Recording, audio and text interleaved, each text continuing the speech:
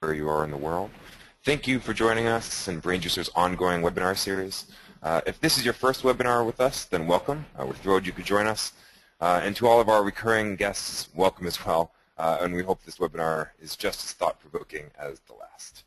This month, we're taking a look at concept optimization, why and how we measure emotions to elicit truer consumer response. We'll be sharing some case studies that focus on both validation, but also when diagnostics are needed to improve an idea. My name is Josh Kamowitz. I'm the Business Accelerator for BrainJuicer out of our New York office. But for today, and today only, I'll be playing the role of wingman, taking your questions and comments, which you can enter by using the chat box on your right. We'll try and keep the presentation fast, fun, and easy so we can answer all of your questions at the end. But without further ado, I'm pleased to introduce Brent Snyder. Brent is the Executive Vice President of BrainJuicer US and knows an awful lot about concept testing, especially juicy concept testing. Brent, good morning. Well, thank you, Josh. What an introduction. Hope all is well. Joining everyone, as Josh mentioned, we're out of New York. It's a bit of an overcast day, but it's supposed to be a bit of a steamy one, going through a little bit of a heat wave in the city today. But I am quite thrilled to be able to sort of host BrainJuicer's latest webinar, Love at First Test. Whereas, a bit of an intro, we are going to talk about concept idea testing, how it's been traditionally measured over the years, and how our sort of new advancements in our juicy tool called System 1 Concept Optimizer. So, a little bit of a background. We're not going to basically dismiss what has been previously done in concept testing, but really open everyone's eyes to the new way of measuring concepts with emotion as the key metric and the lead indicator of prediction when it comes to concept ideas. And our approach is more in line with the latest thinking of how we make decisions, emotionally first, and then with the mind second. So before I get started, just want to introduce your thinking challenge for today's session. If you're familiar with the latest developments in learning and behavioral science, economics, and I was going to leave you with one thing today, it would be this: we think much less than we think we think.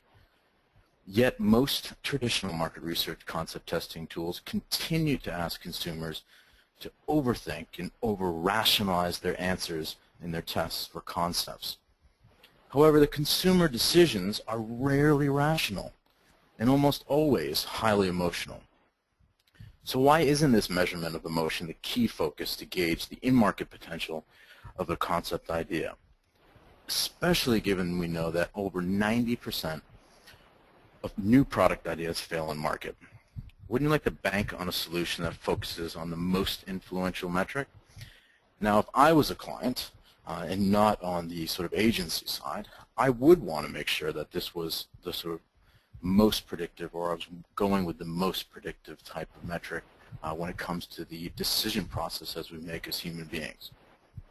And while I'm here to share the latest in our sort of newly revamped System 1 Concept Optimizer, I do want to take a couple of minutes just to explain sort of System 1 thinking, sort of the emotional response, and System 2, which is more sort of the rational thinking, specifically in the context of a metaphor in regards to online dating profiles. So imagine this. New product concepts are a lot like online dating profiles. I know, stay with me here, folks. Take this example that we're looking at here, Mrs. Research. She puts herself out there. She's got a fairly attractive looking profile image.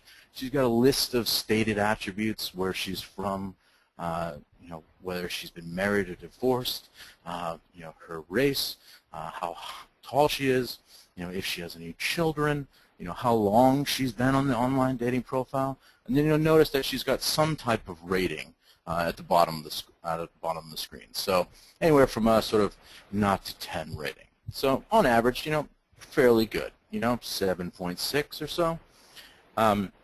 But we know this is very similar to if you were to compare this to, say, a product concept or any type of sort of online technique, that this is very similar when it comes to sort of an overall consumer insight. It has a series of benefits. It has a series of RTBs to help drive motivation. So as I mentioned, couple all this with some imagery to bring it to life.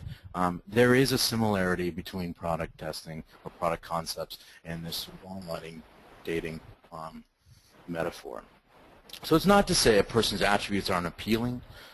He or she clearly took the time to put their best foot forward, highlighting key attributes that they think will be appealing to the market. But these attributes don't define their dating potential. And for all suitable partners, the decision to lean in and look closer was probably made well before they got too far into the specifics of a person's profile, or in the form of a product concept as well. And it's likely that these thought-out attributes are very well carefully crafted, will be lost in the lieu of the bigger picture. So when we make an emotional decision, we tend to post-rationalize those decisions that we make. So looking to support what our heart already felt, confirmed early on. So wouldn't it be great if we had that sort of honest friend evaluating our online profile, or even a product idea, almost like holding up a mirror to us, and ask the question around how they feel versus what they think about our profile or product concept. It would be a lot more revealing and more predictive of successful, how successful it will be in market. So the question would be, would you like to know if you got a 7 out of 10? Or understand what people feel, which could be a lot more revealing.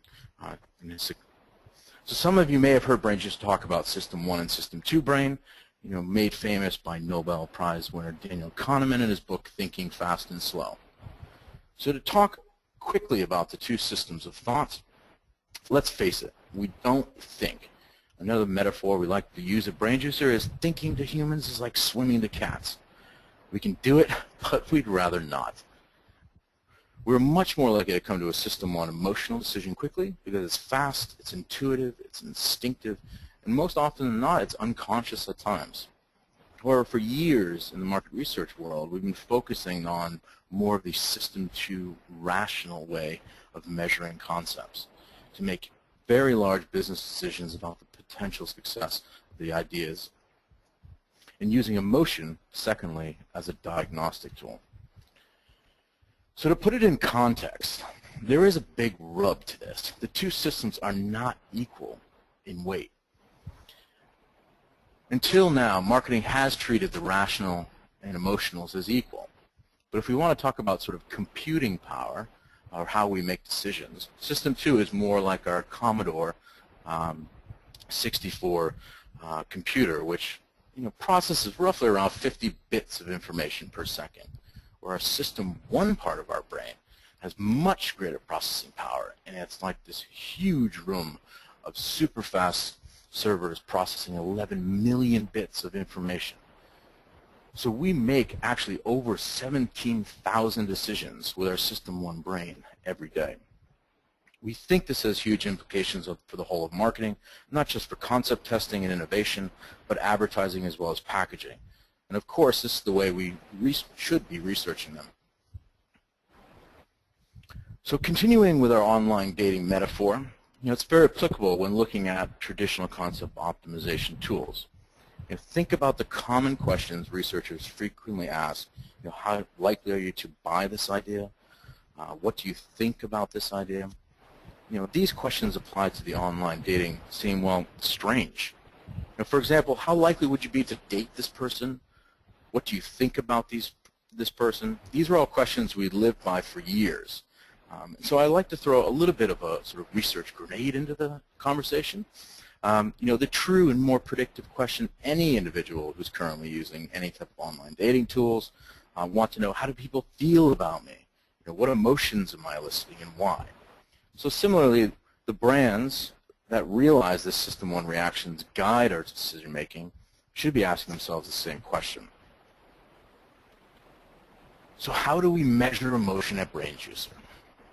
So we put emotion, as I mentioned before, right at the beginning of our research technique. And directly after we show any type of product idea. we capture the emotional response to an idea. I just want to take a little bit of time to explain the sort of the background of FaceTrace for those who are not familiar. FaceTrace was developed based off the work of a man named Paul Ekman. And he traveled the world with a suitcase full of photographs, and he tried to identify whether there's a universal set of emotions that can be found across every race and culture.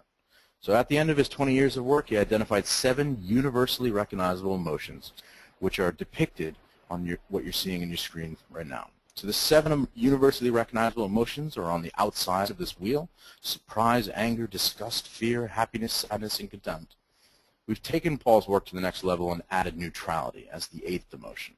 Because at the end of the day, if you feel nothing, you are unlikely to do anything or take action on something.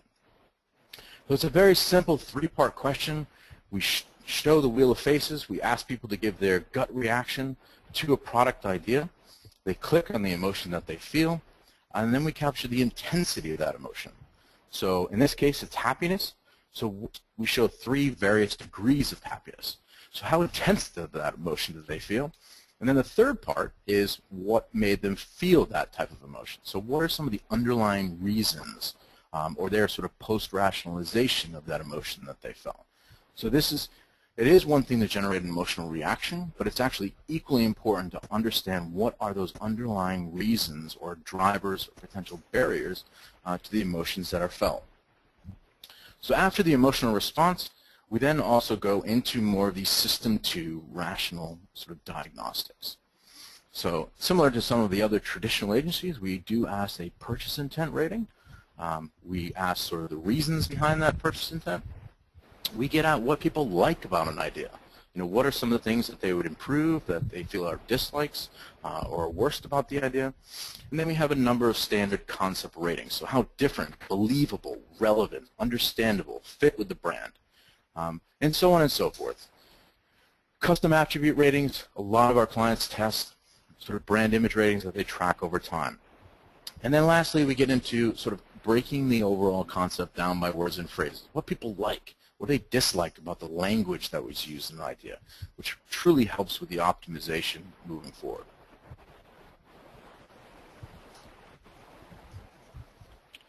So let's just walk through a typical output of FaceTrace. So what we're showing here is each of the emotions are color-coded. We depict them in a stacked bar chart on the right side of your screen, so you can easily, intuitively understand what type of emotional resonance your idea has. You know, what is the major emotion that's driving the overall appeal or relevance of your idea? So you can see here that happiness and surprise are depicted in green. Lighter green is happiness, darker green is surprise. White is neutrality, and then the different emotions in terms of the negativity are depicted at the top. So what we do is, once we capture the emotions, we also capture the reasons, as I mentioned before, using our patented MindReader technology. And the key difference here is that we ask the underlying reasons. They're basically color-coded, and the ones that are falling towards the top of each of the color-coded sections were the ones that we most endorsed. So it gives a bit of confidence to our clients to make sure that these responses best represent the group that we're talking to.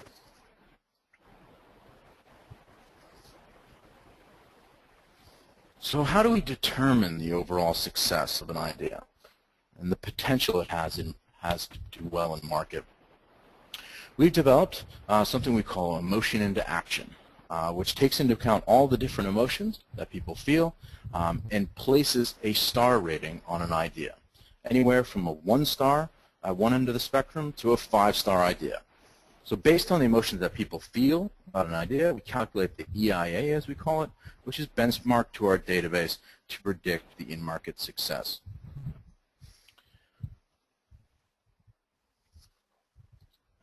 So let's take a little bit closer look at the individual stars and how we're sort of defining them. So we rate ideas from 1 star, as I mentioned before, which are labeled as sort of high loss risk ideas. They tend to be or generate a lot of neutrality or negativity, all the way to 5-star, which we call sort of the next best thing. They're highly emotional ideas with lots of happiness as well as surprise that's felt. 4-star ideas are rare. They rank at the very top of our database. It's very difficult to achieve this territory, but it should be. Stars make very intuitive sense when looking across a number of different ideas. And now the question that we typically get asked from our clients is, how hard is it to reach a 5-star idea? And what does the distribution look across your database? Let's just take a quick look of how this. So we have a lot of global experience testing concept ideas, 43 countries across 16 different categories, and we have over 4,000 ideas in our database, and it's growing quite quickly. However, if you look at the distribution, only 6% of the concepts that we test actually achieve a 5-star rating. And you'll notice that roughly a third of the database is made up of 3-star or average ideas, with just under 50% falling into the 1 to 2-star territory. So we work closely with our clients to try and push their ideas into the higher star territories based on the learning and all the diagnostic information from the research. These higher territories is where concepts could potentially transform a brand or even a business and improve in-market penetration within very cluttered categories. So what's the next big idea? What you're looking at now is an example of different star ratings for ideas that we've tested previously. So in this example, we see 5 different product ideas, some of which you may be quite familiar with because A, you've seen them in market, or B, they generate such a strong emotional reaction that you are just leaning in and very familiar and aware of this particular idea. On the left side is a prime example of a 1-star concept. It really never made it out of the gates. Soft drink party cakes. Great idea in theory, but just really didn't work as well. We know that people love soft drinks, soda, as people may call it, and some people like sort of larger quantities of a beverage in a keg format. But when you combine the two together, it's just, we cannot say it was a winning combination. It generated a lot of neutrality. It was very weak from a positive emotional standpoint. On the far right, a 5-star sort of next big idea in the form of Nutella and Go. So what I'm going to take a little bit of time explaining is how we understood sort of the drivers and barriers to this idea, and then also look at how it's fared in market. So we've identified it as a 5-star idea, but did that truly play out in the marketplace? Was it a 5-star ad that really changed the category? So this is an example of one of our key concept summaries. I won't go into too much detail on the specifics of each of the measures that are included on this page, but notice that face trace is front and center. For Nutella Go, it generates a huge amount of positivity with very little neutrality. And when we look at positive emotion, one thing I want to call out here as well is that we look at the combination of happiness and surprise. We know that happiness is the strongest emotion that's correlated to action in the market.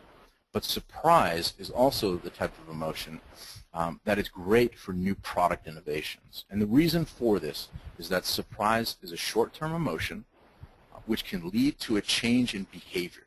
So it can actually lead to behavior change in the marketplace. If a high level of surprise is felt, it can get people to think differently about a brand, about a particular category, or even their buying behavior. Surprise never lasts that long, and surprise ultimately turns into happiness. So that's why when we're evaluating the overall response, we're looking at that overall positive emotional engagement. And then here you can actually see some of the different reasons behind why people were feeling so positive towards it. So you can see those exact consumer verbatims that came in. It's easy to eat. My kids love it. The kids love Nutella, a snack that I'll now come in small packages, so it's a bit of a convenience factor, and it's something that can be cleverly taken on the go. So the packaging works well for those who are taking it out of home and taking it to different locations. So on the left side are just some sort of what are the main impressions, and this is an example of our mind reader output. And I want to take a little bit of time to talk about mind readers as well, because it's a unique technique that we use at BrainJuicer to capture our open ends. And coming from a larger, more traditional research agency in my former life, I dealt with a lot of open ends. Those open ends where people type in their response, and then all that information is coded on the back end. We know that works very well to quantify the consumer response, but it's very poor at understanding that original response that a consumer gave.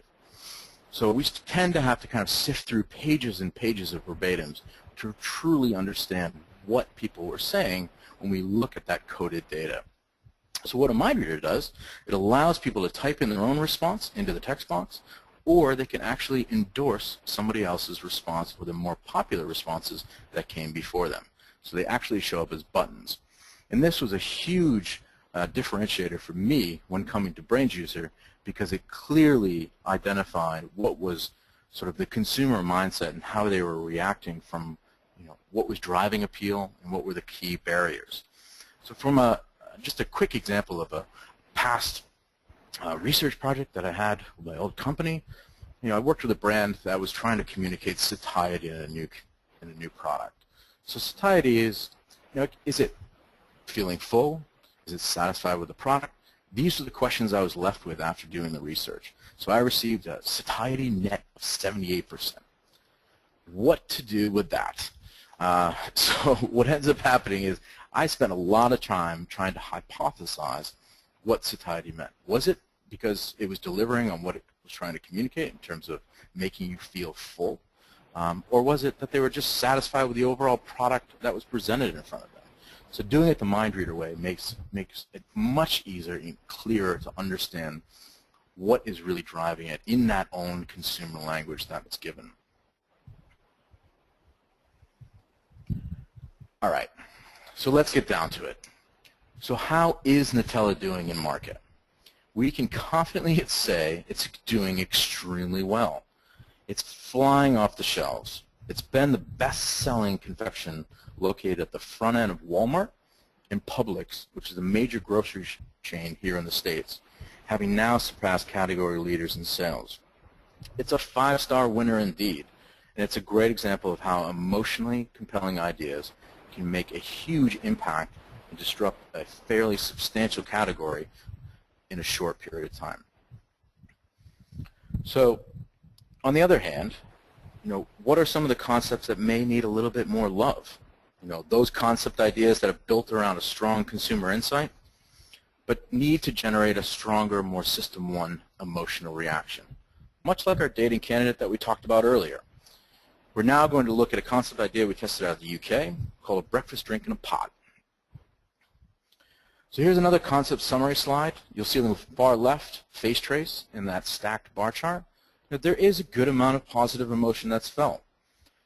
There's a good amount of green, as you're seeing. And you can see that when people are talking about their busy day, they want the right breakfast that gives them a lot of energy. You can save time without losing the most important meal of the day. It's very convenient. But there's also a high degree of neutrality, which is really holding this idea back from being a 3, 4, or 5-star idea. This is where the diagnostics come into play with our methodology. We can start to clearly uncover why an idea is important or perform as well as it did or didn't, and the optimization techniques that we would recommend to boost the overall emotional engagement. So the first question we ask ourselves is whether there's anything that was included in the concept that's holding it back and could be easily fixed moving forward. Let's take a closer look at some further diagnostics. So on this page, an additional diagnostic slide, we're looking at overall likes, dislikes, and then we have something that we call text highlighter, where we break down the concept by words and phrases, and people can click on what they particularly like and dislike. So when you're doing any type of concept testing, you can see if there's any polarity with the insight that was put forth, which is also a great thing. But you can also see what are the driving factors of the language that was used to say what is driving the most appeal. And then if there is any language that's included that's providing a bit more of a barrier or people just can't get past, this is a good technique that we use when we're going through the optimization process. So the main takeaway that we identified within this research based on all the diagnostics is that there's some language that was used which is wherever you are. This has been largely interpreted as sort of out of home. And we found that this has actually restricted the overall appeal to the idea. So based on this learning, with some optimization, the client was able to better communicate the advantages of the idea as a breakfast alternative. So not just out of home, but at home as well, helping to broaden the overall appeal and in turn improve the potential emotional engagement of the idea even further. All right, so we talked a lot about different ideas, ones that have been successful in the market, different diagnostic techniques, and more importantly, the overall emotional engagement, which is better predicted of in-market success. So before we finish up, we thought we'd just quickly share a side-by-side comparison of that 5-star Nutella and Go idea compared to the 2-star idea that we just previously saw. So the results are very clear from a System 1 emotional gut reaction standpoint. And it's very clear and intuitive when you look at the different emotional resonance of each of the ideas that Nutella and Go is a 5-star idea. So the question that we need to ask ourselves is, do we feel that if we went with a traditional sort of purchase intent rating, would we have as much clarity around the different ideas? Would we go with the same decision, or would we make the same decisions as to whether to progress it or not? Now, this isn't a go or no-go solution. We spend a lot of time with our clients to really help optimize and articulate ideas in a way that's going to generate a strong emotional reaction. So to recap, dating has come a long way, from traditional courtship to personals to speed dating to online profiles. However, the objective has always been clear. Stand out from the crowd by being emotionally attractive. We look at this in the form of online profiles, but we also look at it in the form of product concepts. Similarly, market research and concept testing are evolving from traditional rational questioning that fail to prescribe actionable diagnostics to innovative ways to tap into that consumer's heart first and mind second. We hope we've given you something to think about, and we use that word very carefully, but we hope you think about concept testing, but hope you feel inspired. Thank you very much. Thanks, Brent. That was great. And now we've come to my favorite part, because I can take myself off mute and take all of your questions. We have a few pouring in, but if you do have any questions or thoughts, please make sure to type them out in the chat box. Okay, so here we go. Starting with San. San asks a very good question. Surprise can be both a positive and a negative emotion. How can you be sure that it is positive? Wonderful question. One thing I didn't cover during the webinar today. So surprise, yes, it can be positive, but as well as negative. So the way we understand whether it's positive or negative is looking at the underlying reasons. So if people are feeling surprised, if you remember, we capture that emotion that they feel up front, the intensity of that emotion, then the reason why. So we look through all of those mind reader responses to determine if it's seen in the positive light or in the negative light. Great, thanks. We have two questions from Lars. Question number one is, why are there so many negative feelings when there obviously don't, when they have low percentages in the EIA rating? So you want to take that one first?